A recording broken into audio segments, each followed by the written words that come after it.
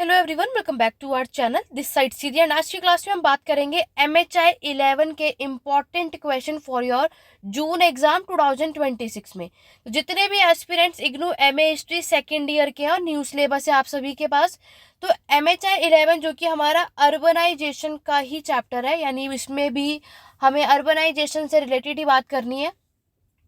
इससे पहले MHI 10 का मैंने ऑलरेडी इंपॉर्टेंट क्वेश्चन आपको बता दिया। जिन्होंने नहीं देखा जाके प्लेलिस्ट पे जाके चेकआउट कर सकते हैं। MHI 11 की अगर हम बात करें तो जैसे कि मैंने आपको बताया कि इसके अंदर आपको एक तो मेडिएवल यानी मध्यकालीन और मॉडर्न यानी आधुनिक के समय का नगरीकरण कैसा था, अर्बनाइजेशन कैसा है, वो हम इस बुक में कवर अप करते हैं।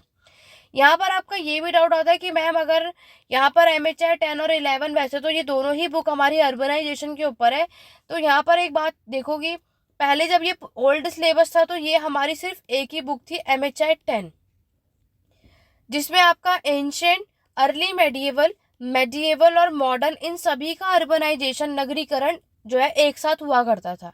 लेकिन अब यहाँ पर न्यू सिलेबस में इन्होंने दो बुक आपके अलग अलग कर दी है और जिसमें दो दो पार्ट्स में डिवाइड कर दिया है। रही बात कि हमारे सिलेबस में सबसे ज़्यादा चेंजेस इन दोनों बुक्स में किस में आया है, देखो यहाँ पर अगर हम बात करें MHI 10 और 11 के कंपैरिजन में सबसे टफ अगर होगा तो 11 होगा। ठीक है, 10 का सिलेबस भी आपका कम है और 10 में आपकी अगर हम बात करें तो ज़्यादा ऐसे कोई टॉपिक्स नहीं है जो आप ना कर सको, ऑलरेडी आपने कई बार कवर अप कर रखा हो सब पुराने सिलेबस में।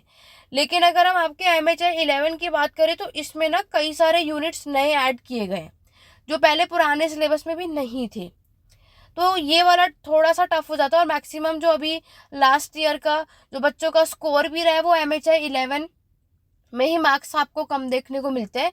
बाकी तो वो आपकी आंसर राइटिंग पे डिपेंड करता है। आगे आने वाले दिनों में आपको डेफिनेटली मेरे चैनल पर देखने को मिलेगा कि स्टूडेंट ने आंसर राइटिंग एग्जाम में किस तरीके से किया और उनके एग्जाम में स्कोर कैसा रहा, कि ये सब कुछ मेरी वीडियो मैं आपको यहाँ पर, क्योंकि मेरे स्टूडेंट्स ने यहाँ पर आंसर शीट शेयर करी तो डेफिनेटली उन्होंने जो गलतियाँ करी है वो आप ना करो, उसके लिए मैं चैनल पर ज़रूर वीडियो लेकर आऊँगी।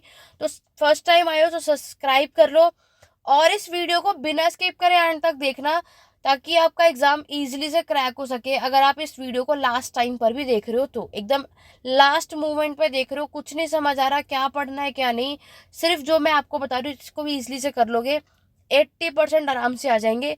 बाकी जिन्हें सिर्फ 50% लाना है, सिर्फ पास होना है, कुछ एस्पिरेंट्स के मैक्सिमम जो इस तरीके के मैसेज आते हैं वो भी आपको यहाँ पर बताऊंगी। अदरवाइज हिस्ट्री की पेड क्लासेस, नोट्स, आपको मैराथन क्लासेस सब कुछ प्रोवाइड किया जाता है। अगर आप में से किसी को कुछ भी लेना है तो ये व्हाट्सअप नंबर है 8881969880 पे आप व्हाट्सअप कर सकते हैं, बाकी की डिटेल इन्फॉर्मेशन ले सकते हैं। कंपलसरी नहीं है लेकिन ऑप्शन है, अगर आप में से किसी को ये लेना है तो आप ले सकते हो। बाकी बढ़ते हैं क्वेश्चंस की तरफ। देखो यहाँ पर मैं आपको क्वेश्चंस भी बताऊंगी और टॉप चैप्टर्स भी करेंगे, क्योंकि यहाँ पर मैक्सिमम हर एक वीडियो के सेक्शन में रहते ही कमेंट में आपने इसमें क्वेश्चंस नहीं बताए या टॉपिक नहीं बताया, तो एक बात याद रखना, जो क्वेश्चन है वो चैप्टर के नाम से ही बनते हैं। तो जो कुछ भी मैंने आपको पढ़ाया है चैप्टर के नेम अगर बताए तो वही आपको अच्छे से करना है। डेफिनेटली क्वेश्चन वो कुछ भी पूछे, आंसर राइटिंग में हमें वही सारी चीज़ें मैंशन करनी होती है। जैसे फर्स्ट क्वेश्चन है, discuss the major theme in the study of urban history in India. आपको बताना है जो, क्योंकि देखो हमारी ये बुक अर्बन हिस्ट्री पे तो डेफिनेटली इंट्रोडक्शन तो बनता ही है, तो इंट्रोडक्शन का जैसे जिस तरीके से MHI 10 में आपको इंट्रोडक्शन मिला इसी तरीके से MHI 11 में भी है। तो पहला क्वेश्चन तो इसी से रिलेटेड आपको मिलेगा ही। बाकी आप इसमें देखोगे, इसमें आपको एक तो मेडिएवल अप्रोच और मॉडर्न अप्रोच, इन दोनों में से कोई एक अप्रोच आपको मिल जाएगा MHI 11 में। एंशेंट का जो अप्रोच था वो आपके MHI 10 वाले सब्जेक्ट में से जो हमने कर लिया है, ठीक है। लेकिन इस बुक में आपको मेडिएवल और मॉडर्न के अप्रोचेस से क्वेश्चन पूछे जाते हैं। नेक्स्ट क्वेश्चन देखो, अब यहाँ पर पहला क्वेश्चन आपके दिल्ली सल्तनत से पूछा है। दिल्ली सल्तनत के समय पे राइज ऑफ टाउन पे जो हमारे स्कॉलर्स का, जो विद्वानों का जो डिबेट रही है उस पर आपको बात करनी है। नेक्स्ट क्वेश्चन है जौनपुर, जौनपुर का जो चैप्टर है उसमें आर्ट और आर्किटेक्चर टाउन प्लानिंग बताना है। डेफिनेटली जब ये चैप्टर है यानी कंप्लीटली जो हमारी बुक है वो केस स्टडी पर ही है, जिसमें आपको अर्बनाइजेशन बताना, उसमें आर्ट और आर्किटेक्चर, टाउन प्लानिंग, ये सब कैसा है यही कुछ हमें बता रहा था। तो यहाँ पर आपको क्या समझ आया कि आपको जो जौनपुर वाला चैप्टर है ये आपको करना है, ठीक है। उसके बाद आपको पेनिनसुलर इंडिया, प्रायद्वीप भारत का जो टेम्पल टाउन है इसके बारे में आपको बताना है, इसकी विशेषता बतानी है। ये क्वेश्चन है। पहले मैं आपको क्वेश्चन दिखा रही हूँ किस तरीके से पूछा जाता है, फिर मैं आपको बताऊंगी कैसे आपको क्या क्या करना है और पढ़ना है। देन आप देख रहे हो विजयनगर साम्राज्य, जो कि आपने ऑलरेडी MHI 104 में पढ़ा था जब आप फर्स्ट ईयर कर रहे थे, राइट? क्योंकि आप में से कोई ऐसा नहीं होगा जिसे विजयनगर साम्राज्य के बारे में ना आता हो। विजयनगर एम्पायर का पूरा लेआउट पूछा, उनका अर्बनाइजेशन आपको बताना है इसमें। तो यहाँ पर आपने अगर मेडिएवल सेक्शन अगर हम देखते हैं, जिसमें आपको दिल्ली सल्तनत का टॉपिक हुआ, विजयनगर हुआ और आपका मुगल्स हुआ। तो ये तीनों टॉपिक्स तो डेफिनेटली आपको आने चाहिए कि इन तीनों टॉपिक्स का, दिल्ली सल्तनत का, विजयनगर का और आपके मुगल्स का नगरीकरण या अर्बनाइजेशन कैसा था, ये अच्छे से कर लो। यहाँ से डेफिनेटली क्वेश्चन आपका आता ही है। दूसरा जो ये टेम्पल टाउन का वो देख रहे हो ना, पेनिनसुलर इंडिया का टेम्पल टाउन का फीचर्स, ये भी आपसे पूछ लिया जाता है। सेक्शन बी में देखो आपका सूरत, ये भी इनका ऑल टाइम फेवरेट है। इस बार इन्होंने 20 मार्क्स में दिया है, अदरवाइज ये शॉर्ट नोट में भी आपको मिल जाता है। ये एक अलग चैप्टर है और आप में से कई सारे लोगों को तो ये सूरत वाला चैप्टर मिलता भी नहीं है, कन्फ्यूजन ही रहती है। तो ये एक चैप्टर के अंदर भी हमारा ये टॉपिक है, उसको ज़रूर चेकआउट करो। तो सूरत जो पोर्ट है, इसका एमरजेंस कैसे हुआ, ग्रोथ कैसे हुई और देन इसका डिक्लाइन कैसे हुआ।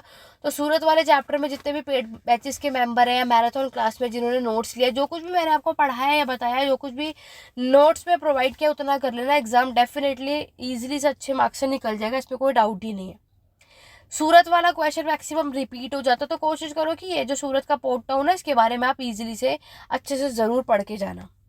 देन नेक्स्ट क्वेश्चन आपके लखनऊ से पूछा है, ठीक है। सिटी ऑफ लखनऊ आपके कॉम्बिनेशन को रिप्रेजेंट करता है, मुगल्स का, नवाब हुए, यूरोपियन का आर्किटेक्चर। इससे रिलेटेड कमेंट करो। ये जो वाक्य दिया है इसके बारे में, सिटी ऑफ लखनऊ के बारे में एक्सप्लेनेशन देना आपको। क्वेश्चन नंबर 8 में कैंटोनमेंट साउंड के बारे में बताना, ये आपका मॉडर्न हिस्ट्री से क्वेश्चन आया है। देन आपका अर्बन प्रेशर इमरजेंस होता है पोस्ट इंडिपेंडेंस के टाइम पर, वो आपको बताना है। और क्वेश्चन नंबर 10 की तरफ बढ़ेंगे, जो कि इस स्लाइड पर है। वेट, शॉर्ट नोट है, केस स्टडी आपको करना है। जैसे MHI 10 में किया था ना, ऐसे 11 में अगर आपके माइंड में है कि मुझे केस स्टडी करना है, यानी बनारस हुआ, न्यू दिल्ली हुआ, हैदराबाद हुआ, मांडू हुआ, अगर आप चाहते हो कि मुझे केस स्टडी करना है और सेक्शन बी का जो हमारा शॉर्ट नोट है क्वेश्चन नंबर 10, इसको सॉल्व करना है, तो ही ये केस स्टडी वाले चैप्टर्स को पढ़ना। आज न्यू दिल्ली पूछा है, अदरवाइज इससे पहले कलकत्ता का पूछा था। समझ रहे हो, ये लास्ट सेकंड ब्लॉक है आपका। सिलेबस भी मैं अभी आपको बता देती हूँ, क्वेश्चंस तो मैंने आपको बता दिए, सिलेबस मैंने ऑलरेडी मेरे चैनल पर मिल जाएगा। हर एक सब्जेक्ट की प्लेलिस्ट मैंने बनाई हुई है, जा कर के आराम से चेकआउट कर लो। क्योंकि एग्ज़ाम में आप में से सबसे ज़्यादा जो मैसेज आता है, मैम टाइम नहीं है, तो टाइम निकालना पड़ेगा ना, एग्ज़ाम आपको देना है। तो ऐसा पूरे दिन में क्या कर रहे, कोई कितना भी जॉब कर रहा हो, किसी भी एग्ज़ाम की प्रिपरेशन कर रहे हो, अगर आपने मास्टर करना है तो टाइम तो आपको देना ही पड़ेगा ना। ऐसा थोड़ा है कि आप एग्ज़ाम से 1 घंटा पहले पढ़कर चलेगा और आप दे आओ, टाइम तो निकालना ही पड़ेगा। ये नहीं है कि मैंने आपको सिर्फ 5 क्वेश्चन बता दिए और आप पढ़कर चले गए, वही 5 के 5 आएंगे, नहीं।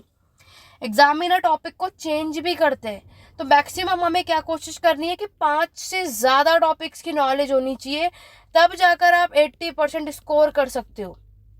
यहाँ पर कई सारे एस्पिरेंट्स आएंगे, मैम आपने तो सारे टॉपिक्स बता दिए। देखो, सारे नहीं बताए, मैक्सिमम टॉपिक्स बताए। वो 10 के 10 क्वेश्चन आपको मिलेंगे। अब वो आपकी चॉइस है कि आपको इन 10 में से 5 क्वेश्चन कौन से अटेम्प्ट करने हैं।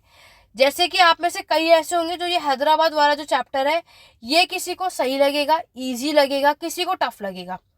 कि हैदराबाद में नवाब रूल किया करते थे, यहाँ का अर्बनाइजेशन, शहरीकरण, ये सब कैसा था, किसी को ये चीज़ें समझ में आएंगी, किसी के लिए नहीं आएंगी। तो जिसको ये चैप्टर समझ में आ रहा है वो इसको पढ़कर जाओ, जिसको नहीं आ रहा वो उसको स्किप कर दो। मांडू पढ़ेंगे तो ये मालवा में आपको मिलेगा, तो किसी किसी को ये चैप्टर यानी इस सिटी के बारे में इजी लगेगा करने में, तो किसी को टफ लगेगा। तो ये आपको अपने अकॉर्डिंगली देखना है, लेकिन कोशिश करना कि हाँ मैक्सिमम मैं इसके बारे में पढ़ सकूँ। समझ रहे हो। और दूसरी बात मैंने आपको क्या बताई, अगर आपके माइंड में कि मुझे सेक्शन बी का क्वेश्चन नंबर 10 को सॉल्व करना है, तो अगर आप करना चाहते हो तो ही आप ये केस स्टडी वाले टॉपिक्स को करना, अदरवाइज इसको स्किप कर दो, तब मत पढ़ना। क्योंकि जब हमें पता है हम इसको सॉल्व ही नहीं करने वाले, तो हम केस स्टडी क्यों ही पढ़ेंगे। समझ रहे हो, क्योंकि क्वेश्चन नंबर 10 में तो केस स्टडी आएगी। अगर हमने सोचा कि हमारे तो 20 मार्क्स का ही हमें सॉल्व करना है, तो यहाँ से पढ़ के जाओ। लेकिन एक बात याद रखना, MHI 11 में मेडिएवल और मॉडर्न दोनों आपको मिलेगा। सबसे ज़्यादा क्वेश्चन मेडिएवल के सेक्शन से आता है, तो आपके सिलेबस में मेडिएवल वाला जो मैक्सिमम टॉपिक्स है उस पर काम करो। मॉडर्न के 10 में से सिर्फ 2 से 3 क्वेश्चन मॉडर्न के मिलेंगे, बाकी 7 से 8 क्वेश्चन आपको मेडिएवल के मिलते हैं। आपको एग्जाम में 5 ही क्वेश्चन सॉल्व करना है, इस बात का ध्यान रखना। सब कुछ पढ़ने में मत लेना। जितने भी एस्पिरेंट्स को यहाँ पर 80% स्कोर करना है, आपको पूरी कोशिश करनी है कि थोड़ा सा एक आध टॉपिक एक्स्ट्रा पढ़ कर जाओ, ठीक है। पहले तो कुछ टॉपिक्स को स्ट्रांगली प्रिपेयर कर लो कि हाँ इसको मुझे अच्छे से सॉल्व करना है, क्योंकि मैंने आपको एक चीज़ मैं आपको बता रही हूँ, MHI 11 का सिलेबस बहुत ही ज़्यादा वास्ट है आपके बाकी अदर सब्जेक्ट के कंपैरिजन में अगर हम देखें। और ये चैप्टर ऐसा है कि एक ही चैप्टर में कई सारे सिटीज़ के केस स्टडी है।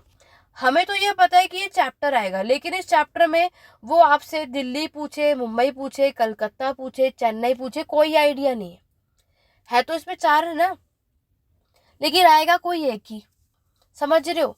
तो आपको क्या करना है, इन चारों में से जो भी टॉपिक आपको इजी लग रहा है, जो आपको समझ में आ रहा है, वो आप पढ़ के चले जाओ। आ गया तो अटेम्प्ट कर लेना, नहीं आया तो स्किप कर देना। लेकिन उसमें पूरा ये नहीं हो कि हम उसी में टाइम लगा रहे हैं और आपका हो जाए। और ज़्यादा घबराने की ज़रूरत नहीं है और ना ही सब कुछ पढ़ने की ज़रूरत। आपको माइंड में बस ये रखना है कि मैंने जो भी टॉपिक उठाया है, जो भी टॉपिक मैं पढ़ रहा हूँ या पढ़ रही हूँ, तो मुझे उसको अच्छे से प्रिपेयर करना। और एक बात याद रखना, खुद के शॉर्ट नोट्स ज़रूर प्रिपेयर करो, क्योंकि खुद का बनाए हुए नोट्स बहुत अच्छे याद रहते हैं और एग्ज़ाम में भी आप अच्छा लिख कर आ पाते हो। आप में से कई एस्पिरेंट्स क्या करते हैं, सिर्फ वीडियो सुन लेंगे या दूसरों के लिखे हुए नोट्स सिर्फ देख के और चले जाते हैं और आप उसमें मिस्टेक कर देते हो। क्योंकि जब कभी भी हम नोट्स बनाते हैं तो हम उसमें क्या करते हैं, अपनी कुछ चीज़ें ऐड ऑन भी करते हैं, ठीक है। तो आपने कुछ नोट्स वीडियो से बनाए, आपने कुछ नोट्स दूसरे नोट्स से बनाए, आपने कुछ नोट्स बुक से बनाए, तो फिर जाके आपने खुद का एक प्रॉपर तरीके से नोट्स बनाया और आपको याद रहेगा कि अगर मैंने सूरत वाला जो हमारा टॉपिक है इसके नोट्स मैंने तैयार किए थे, तो मुझे इस पेज पर इतनी बातें लिखनी है, तो आपको आइडिया रहता है। अदरवाइज एग्जाम में जाकर लिखोगे तो आपको रहेगा अरे ये तो बहुत छोटा टॉपिक है, ये तो यहाँ पर आप क्या लिख रहे हैं, क्यों? जस्ट बिकॉज आपने शॉर्ट राइटिंग लिखने में प्रॉब्लम किया, आपने थोड़ा आलस करा कि नोट्स नहीं बनाए खुद के। आप चाहे इस वीडियो को एग्जाम से 2 दिन पहले भी देख रहे हो, अगर आपने यहाँ पर सूरत का टॉपिक उठाया पढ़ने के लिए, सूरत ज़रूर करना, एग्जाम में आता ही है, तो आपको सूरत के टॉपिक पर एमरजेंस, ग्रोथ और डिक्लाइन, आज इस क्वेश्चन में तीनों चीज़ें पूछिए, कल वो सिर्फ डिक्लाइन भी पूछ सकता है, समझ रहे हो। तो जो भी चीज़ वो आपसे पूछे, इंट्रोडक्शन तो सेम रहेगा ना, प्रस्तावना में थोड़े कोई बदलाव आएगा। बाकी जो भी वो क्वेश्चन हमसे पूछते हैं, सबसे ज़्यादा फोकस फिर आपको उसी पर बात करनी है, ये मेन होता है। इस टॉपिक में तीनों पे पूछा है तो तीनों पे काम करेंगे। अदरवाइज आपके एग्जाम में इन्होंने सिर्फ ग्रोथ पूछ लिया तो ग्रोथ के बारे में बात करना, बाकी जो नॉर्मली इंट्रोडक्शन है वो सब लिख सकते हो, वो सब सेम होता है, उसमें कोई बदलाव नहीं आता, ठीक है। कि आपके कौन कौन से यूरोपियन कंपनीज जो थी उसने सूरत में फैक्ट्रीज ओपन करी थी, ठीक है, वो आप सब मेंशन कर देना।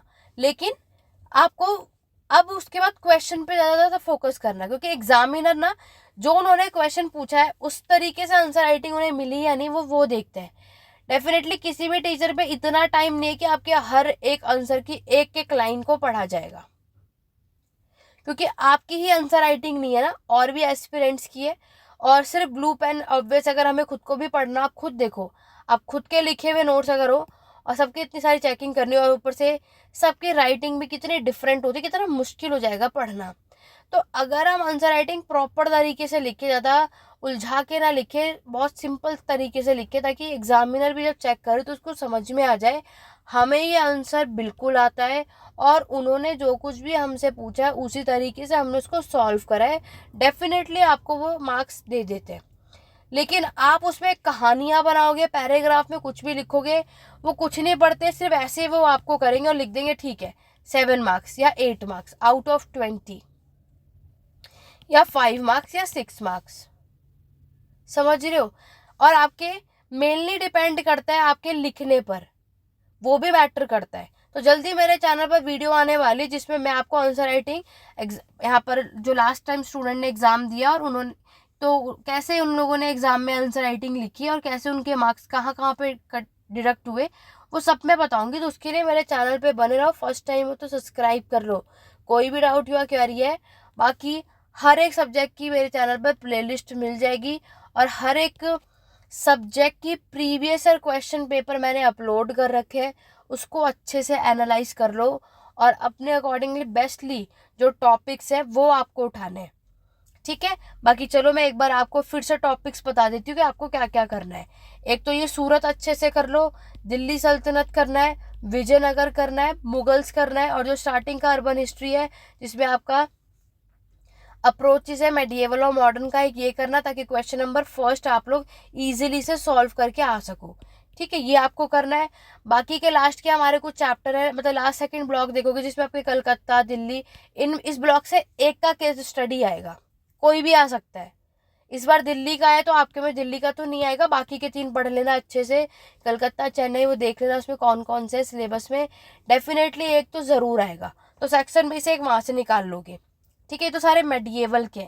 अगर हम देखें तो मॉडर्न की तरफ बढ़ना है तो मॉडर्न का एक आध चैप्टर कर लेना, क्योंकि मॉडर्न का ये ज़रूर आ जाएगा, समझ रहे हो। तो आज अगर इन्होंने 20 में पूछा, दोबारा 20 में आ सकता है, नहीं तो ये 10 मार्क्स में पूछ लेंगे, लेकिन मिलेगा आपको ज़रूर।